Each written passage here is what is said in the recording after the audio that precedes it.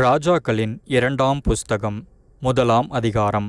Ahab மரணமடைந்த பின் மோவாபியர் இஸ்ரவேலுக்கு விரோதமாய் கலகம் பண்ணி பிரிந்து போனார்கள். அகசியா சமாரியாவில் இருக்கிற தன் மேல் வீட்டிலிருந்து கிராதியின் வழியாய் விழுந்து வியாதிப்பட்டு, இந்த வியாதி நீங்கி பிழைப்பேனா என்று எக்ரோனின் தேவனாகிய பாகால் சேபோபிடத்தில் போய் விசாரியுங்கள் என்று ஆட்களை அனுப்பினான். கர்த்தருடைய தூதன் திஸ்பியனாகிய எலியாவை நோக்கி, நீ எழுந்து சமாரியாவுடைய ராஜாவின் ஆட்களுக்கு எதிர்ப்பட போய், இஸ்ரவேலிலே தேவன் இல்லையென்றா நீங்கள் எக்ரோனின் தேவனாகிய பாகால் சேபோபிடத்தில் விசாரிக்கப் போகிறீர்கள்? இது நிமித்தம் நீ ஏறின கட்டிலிலிருந்து இறங்காமல் சாகவே சாவாய் என்று கர்த்தர் சொல்லுகிறார் என்பதை அவர்களோடே சொல் என்றான். அப்படியே எலியா போய் சொன்னான். அந்த ஆட்கள் அவனிடத்திற்கு திரும்பி வந்தபோது, நீங்கள் திரும்பி வந்தது என்ன என்று அவன் அவர்களிடத்தில் கேட்டான்.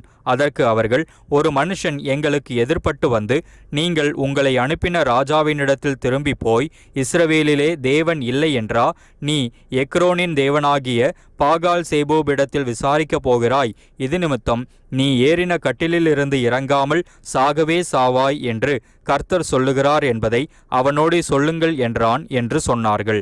அப்பொழுது அவன் அவர்களை நோக்கி, உங்களுக்கு எதிர்ப்பட்டு வந்து இந்த வார்த்தைகளை உங்களிடத்தில் சொன்ன மனுஷன் எப்படிப்பட்டவன் என்று கேட்டான். அதற்கு அவர்கள், அவன் மயிர் உடையை தரித்து வார்கச்சையை தன் அறையிலே கட்டி கொண்டிருந்தான் என்றார்கள். அப்பொழுது அவன், திஸ்பியனாகிய எலியாதான் என்று சொல்லி அவனிடத்திற்கு ஒரு தலைவனையும் அவனுடைய 50 சேவகரையும் அனுப்பினான். மலையின் உச்சியில் உட்கார்ந்திருக்கிற அவனிடத்தில் இவன் ஏறிப்போய், தேவனுடைய மனுஷனே, ராஜா உன்னை வரச் சொல்லுகிறார் என்றான். அப்பொழுது எலியா அந்த 50 பேரின் தலைவனுக்கு பிரதியுத்தரமாக, நான் தேவனுடைய மனுஷனானால் அக்கினி வானத்திலிருந்து இறங்கி உன்னையும் உன் 50 பேரையும் பட்சிக்க கடவது என்றான். உடனே அக்கினி வானத்திலிருந்து இறங்கி அவனையும் அவன் 50 பேரையும் பட்சித்தது. மறுபடியும் அவனிடத்திற்கு வேறொரு தலைவனையும் அவனுடைய 50 சேவகரையும் அனுப்பினான். இவன் அவனை நோக்கி, தேவனுடைய மனுஷனே, ராஜா உன்னை சீக்கிரமாய் வரச் சொல்லுகிறார் என்றான். எலியா அவர்களுக்கு பிரதியுத்தரமாக, நான் தேவனுடைய மனுஷனானால் அக்கினி வானத்திலிருந்து இறங்கி உன்னையும் உன் 50 பேரையும் பட்சிக்க கடவது என்றான். உடனே தேவனுடைய அக்கினி வானத்திலிருந்து இறங்கி அவனையும் அவன் 50 பேரையும் பட்சித்தது. திரும்பவும் 3ஆம் தரம் ஒரு தலைவனையும் அவனுடைய 50 சேவகரையும் அனுப்பினான். இந்த 3ஆம் தலைவன் ஏறி வந்தபோது எலியாவுக்கு முன்பாக முழங்கார்படியிட்டு அவனை வேண்டிக் கொண்டு, தேவனுடைய மனுஷனே, என்னுடைய பிராணனும் உமது அடியாராகிய இந்த 50 பேரின் பிராணனும் உமது பார்வைக்கு அருமையாயிருப்பதாக. இதோ அக்கினி வானத்திலிருந்து இறங்கி முந்தின 2 தலைவரையும் அவரவருடைய 50 சேவகரையும் பட்சித்தது. இப்போதும் என்னுடைய பிராணன் உமது பார்வைக்கு அருமையாயிருப்பதாக என்றான். அப்பொழுது கர்த்தருடைய தூதன் எலியாவை நோக்கி, அவனோடே கூட இறங்கிப்போ, அவனுக்கு பயப்படாதே என்றான். அப்படியே அவன் எழுந்து அவனோடே கூட ராஜாவினிடத்திற்கு இறங்கி போய் அவனை பார்த்து, இஸ்ரவேலிலே தேவன் இல்லை என்றா நீ எக்ரோனின் தேவனாகிய பாகால் சேபோபிடத்தில் விசாரிக்க ஆட்களை அனுப்பினாய்? ஆதலால் நீ ஏறின கட்டிலிலிருந்து இறங்காமல் சாகவே சாவாய் என்று கர்த்தர் சொல்லுகிறார் என்றான். எலியா சொன்ன கர்த்தருடைய வார்த்தையின்படியே அவன் இறந்து போனான். அவனுக்கு குமாரன் இல்லாதபடியினால் அவன் ஸ்தானத்திலே யூதாவின் ராஜாவாகிய யோசபாத்துடைய குமாரனான யோராமின் 2ஆம் வருஷத்தில் யோராம் அவன் ஸ்தானத்தில் ராஜாவானான். அகசியாவின் மற்ற வர்த்தமானங்கள் இஸ்ரவேல் ராஜாக்களின் நாளாகம புஸ்தகத்தில் அல்லவோ எழுதியிருக்கிறது.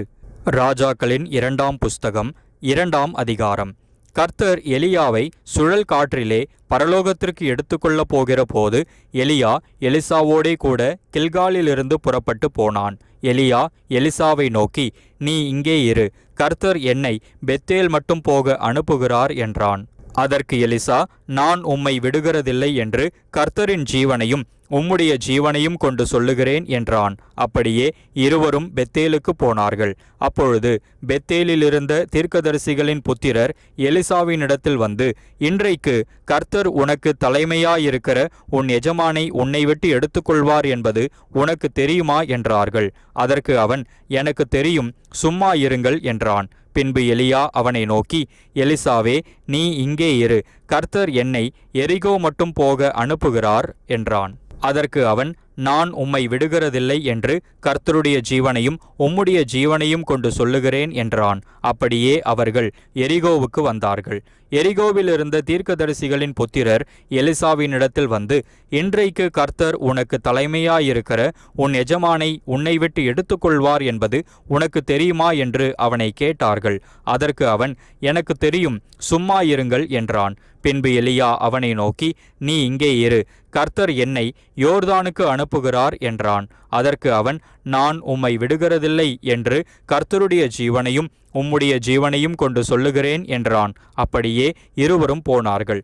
தீர்க்கதரிசிகளின் புத்திரரில் 50 பேர் போய் தூரத்திலே பார்த்து கொண்டு நின்றார்கள். அவர்கள் இருவரும் யோர்தான் கரையிலே நின்றார்கள். அப்பொழுது எலியா தன் சால்வையை எடுத்து முறுக்கி தண்ணீரை அடித்தான். அது இரு பக்கமாக பிரிந்தது. அவர்கள் இருவரும் உலர்ந்த தரை வழியாய் அக்கரைக்கு போனார்கள். அவர்கள் அக்கரைப்பட்ட பின்பு எலியா எலிசாவை நோக்கி, நான் உன்னை விட்டு எடுத்துக்கொள்ளப்படும் முன்னே நான் உனக்கு செய்ய வேண்டியது என்ன? கேள் என்றான். அதற்கு எலிசா, உம்மிடத்திலுள்ள ஆவியின் வரம் எனக்கு இரட்டிப்பாய் கிடைக்கும்படி வேண்டுகிறேன் என்றான். அதற்கு அவன், அரிதான காரியத்தை கேட்டாய். உன்னை விட்டு நான் எடுத்துக்கொள்ளப்படுகையில் என்னை நீ கண்டால் உனக்கு கிடைக்கும், இல்லாவிட்டால் கிடையாது என்றான். அவர்கள் பேசிக்கொண்டு நடந்து போகையில், இதோ அக்கினி ரதமும் அக்கினி குதிரைகளும் அவர்கள் நடுவாக வந்து இருவரையும் பிரித்தது.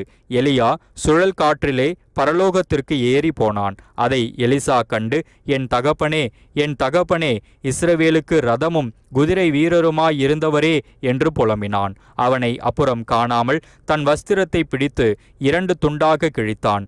பின்பு அவன் எலியாவின் மேலிருந்து கீழே விழுந்த சால்வையை எடுத்து திரும்பி போய் யோர்தானின் கரையிலே நின்று எலியாவின் மேலிருந்து கீழே விழுந்த சால்வையை பிடித்து, எலியாவின் தேவனாகிய கர்த்தர் எங்கே என்று சொல்லி தண்ணீரை அடித்தான். தண்ணீரை அடித்தவுடனே அது இரு பக்கமாக பிரிந்ததினால் எலிசா இக்கரைப்பட்டான். எரிகோவில் பார்த்து கொண்டு நின்ற தீர்க்கதரிசிகளின் புத்திரர் அவனை கண்டவுடனே, எலியாவின் ஆவி எலிசாவின் மேல் இறங்கியிருக்கிறது என்று சொல்லி அவனுக்கு எதிர்கொண்டு போய் தரை மட்டும் குனிந்து அவனை வணங்கி, இதோ உமது அடியாரோடே 50 பலவான்கள் இருக்கிறார்கள். அவர்கள் போய் உம்முடைய எஜமானை தேடும்படி உத்தரவு கொடும். ஒருவேளை கர்த்தருடைய ஆவியானவர் அவரை எடுத்து பர்வதங்களில் ஒன்றின் மேலாகிலும் பள்ளத்தாக்குகளில் ஒன்றிலாகிலும் கொண்டு போய் வைத்திருப்பார் என்றார்கள்.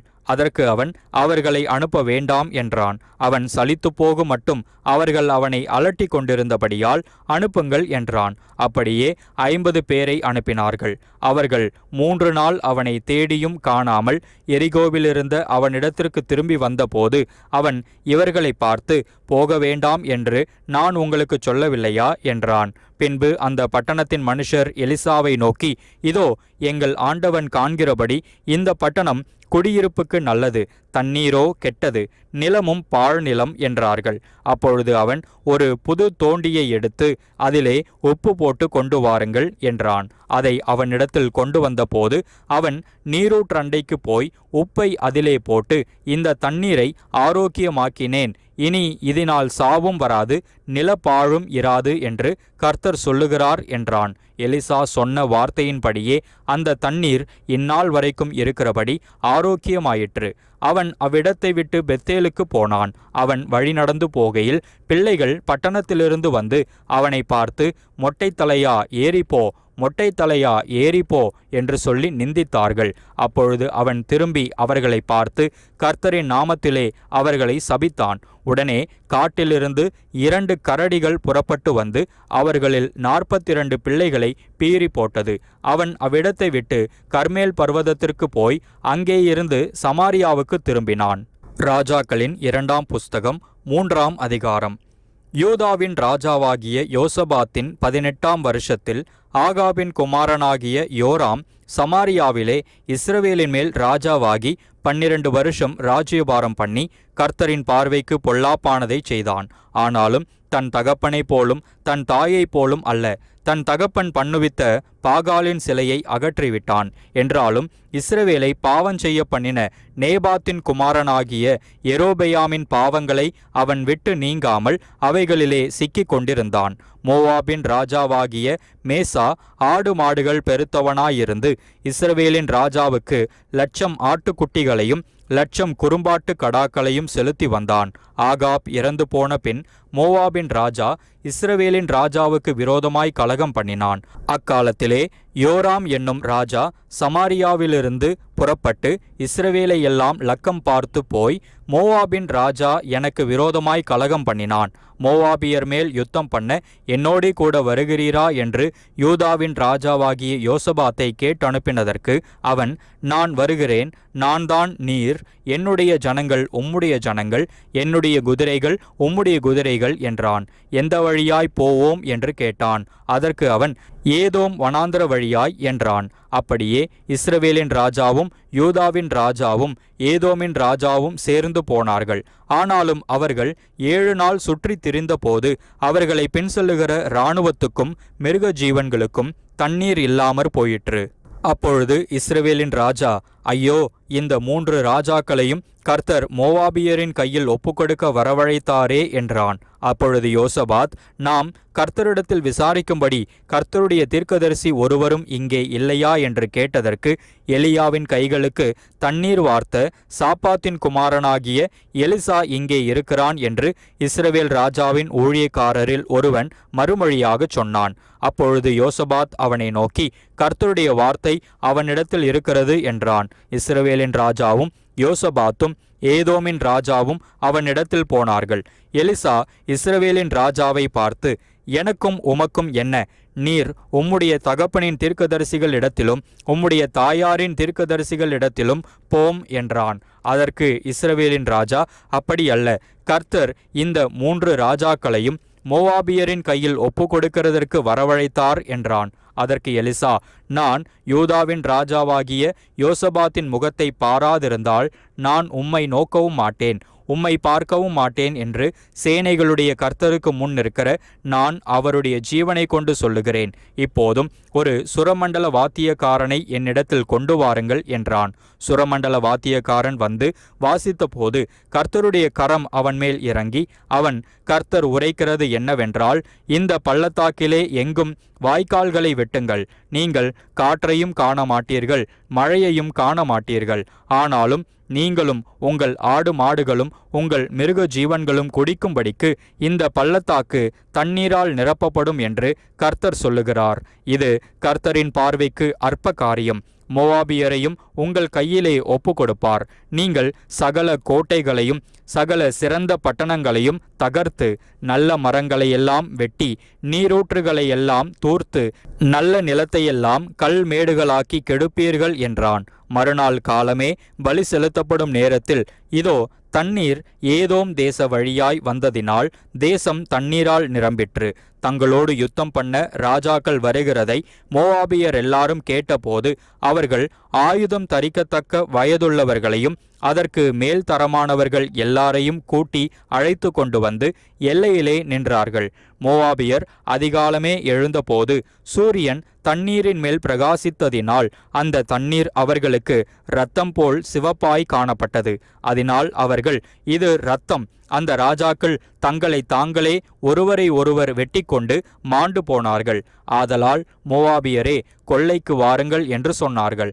அவர்கள் இஸ்ரவேலின் பாளையத்திற்கு வந்தபோதோவெனில் இஸ்ரவேலர் எழும்பி மோவாபியரை தங்களுக்கு முன்பாக ஓடிப்போகத்தக்கதாய் முறிய அடித்து அவர்கள் தேசத்திற்குள் புகுந்து அங்கேயும் மோவாபியரை முறிய அடித்து பட்டணங்களை இடித்து சகல நல்ல நிலத்திலும் கல்லெறிந்து நிரப்பி நீரூற்றுகளை எல்லாம் தூர்த்து நல்ல மரங்களையெல்லாம் வெட்டி போட்டார்கள்.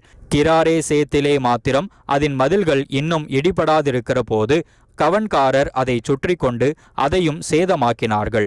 யுத்தம் மும்முரமாகிறதென்று மோவாபியரின் ராஜா கண்டபோது அவன் ஏதோமின் ராஜாவின் மேல் வலுமையாய் விழுகிறதற்கு பட்டயம் உருவுகிற 700 பேரை கூட்டிக் கொண்டு போனான். ஆனாலும் அவர்களாலே கூடாமற் போயிற்று. அப்பொழுது அவன் தன் ஸ்தானத்தில் ராஜாவாக போகிற தன் சேஷ்ட புத்திரனை பிடித்து அலங்கத்தின் மேல் அவனை சர்வாங்க தகனமாக பலியிட்டான். அப்பொழுது இஸ்ரவேலர் மேல் கடும் கோபம் மூண்டதினால் அவர்கள் அவனை விட்டு புறப்பட்டு தங்கள் தேசத்திற்கு திரும்பிவிட்டார்கள்.